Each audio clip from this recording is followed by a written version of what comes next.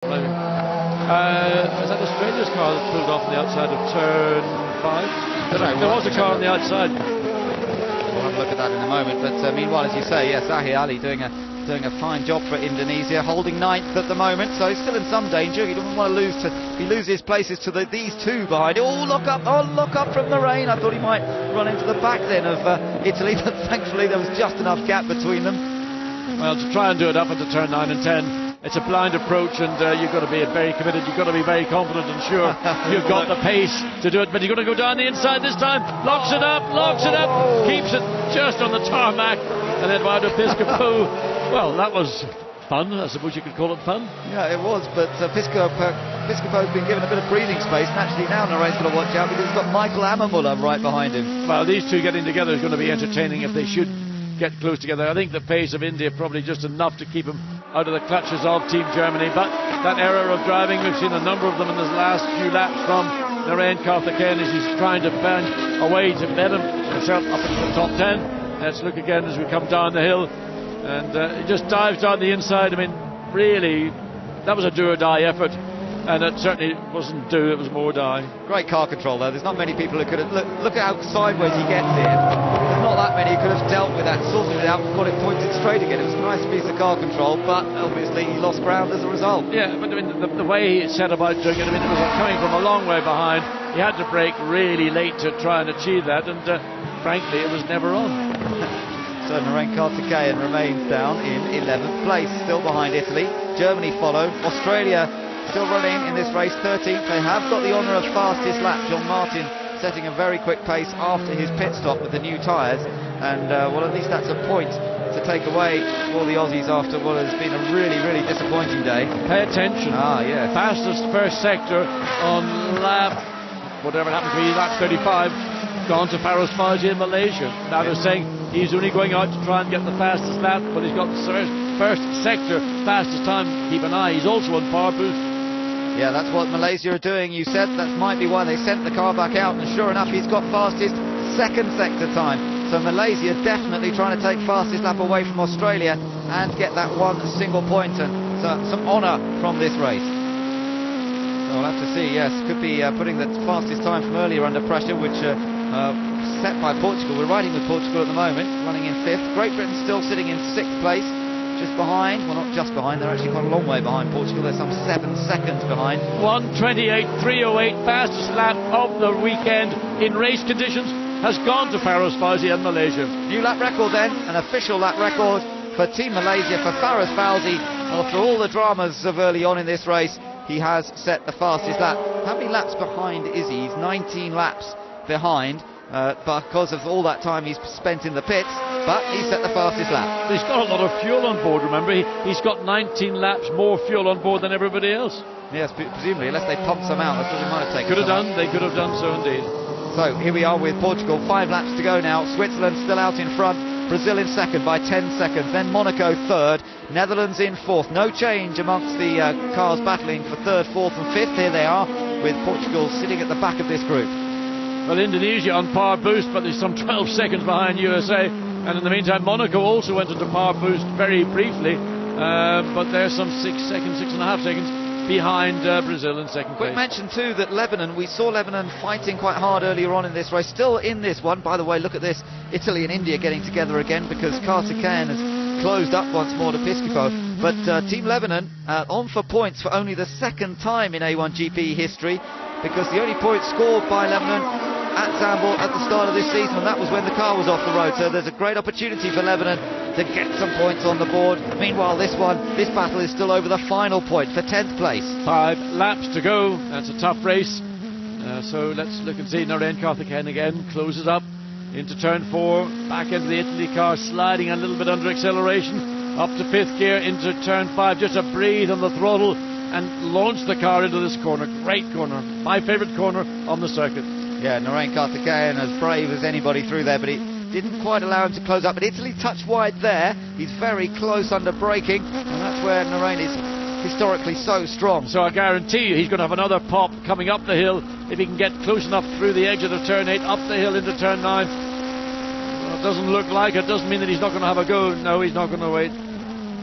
No, not close enough. No, that's right, but he's got a good run through the corner. And he's going to have another go down the hill because he's got more grip and more speed through turn 10. And he's going to do it once again. Watch for the fence from Italy coming down through the quick left-hander into turn 12. He's on the attack. He's going to go for it where he went last time. Can he make the move stick? He gets sideways. He's done the same. He runs wide. And Piscopo goes straight back It looked past. like this time he had actually done it properly. Yeah. But again, just down the inside, not as clean as the racing line, not quite so much grip, and not able to shed the speed. That's right, it's a clear indication of how slippery it is offline, because he really seemed to judge that to perfection in terms of approach speed, but the car just didn't want to slow down. I mean, this is about as good as you can do. Down the inside, got on the brakes, but on the dirty bit of the racetrack, and Eduardo Piscopo slides underneath. You know, he's a smart young boy, Piscopo, and he's reading Narain Karthikeyan like a book. But I love watching Narain Karthikeyan. He's the sort of racing driver you want in a race series, because he will always attack, he'll always have a go, and that's what I love about watching him. And Team India have a real racer in Narain Karthikeyan. Even if it doesn't always quite go according to plan, he will not give up. So he's still in 11th, I'm afraid. Oh, he had to correct a big slide there. And in 12th place is Germany. We've only got 3 laps to go here at Kyle Army. What a dramatic afternoon of racing we have had. Let's just quickly recap what went on, John. We lost Ireland early on, instant with Team Malaysia, and of course that has had a big bearing on the series. Yes, indeed. New Zealand not so much in the series right now, but they got knocked out. But Malaysia, then Mexico tagged France at the same corner. Whether it was in sympathy or not, we don't know.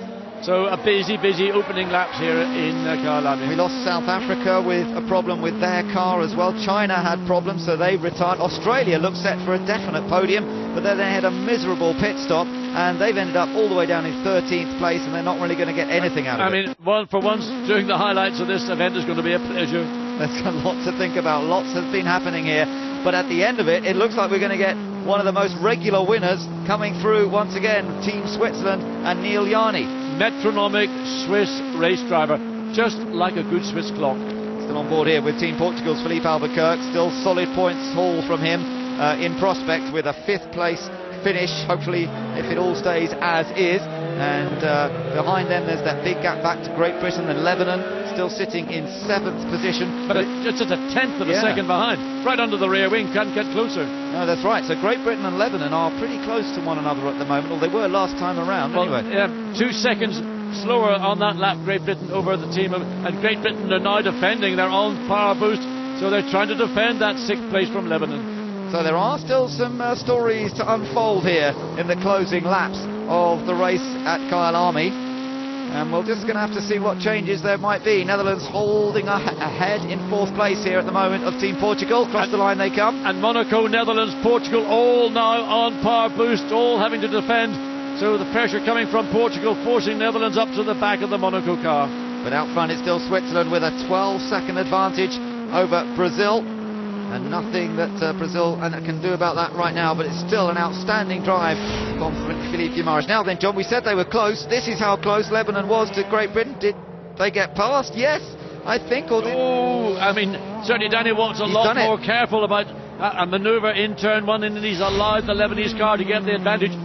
Danny Watts is running 2 seconds a lap slower than everybody around him, and that's where Daniel Morad got the motivation and the momentum to get past. But a brave move. 2 brave drivers in a difficult part of the racetrack. But Daniel Morad really has reclaimed something from this weekend, which was going disastrously wrong for the team, and it looks as though Lebanon are on for their best ever finish and points for only the 2nd time in their history. But here's another big story. It's Team Brazil. The last time they finished on the podium was in season 3 in Malaysia. Now, we think there may be a problem with the car. He's suddenly lost a little bit of time. He's complaining on the radio, we gather. We're monitoring the radio. It doesn't look as though he's slowed down that much, but he is saying to the team he's not too happy. Well, both Switzerland here, who's just coming through to go on to the last lap, and the Brazil car, both were into the 132s. Whether that was because of something we couldn't see, or whether there is a genuine problem with the Brazil car. Crossed the line, Brazil's just crossed the line still. Well, yes, Monaco's a lot quicker on that last lap. The gap, though, still 2.6 seconds. Meanwhile, there's Netherlands and Portugal. This is not over yet. We're on the final lap. couple of drivers here are still prepared to try and throw everything at this, and for Filipe Albuquerque, he's got his home race coming up next time in Portimao in the Algarve in Portugal, and he wants to go there with the best possible result. He's going to keep pushing here. Netherlands have got one more power boost, they're currently on it. Portugal got none remaining, so this battle to the half a lap to go.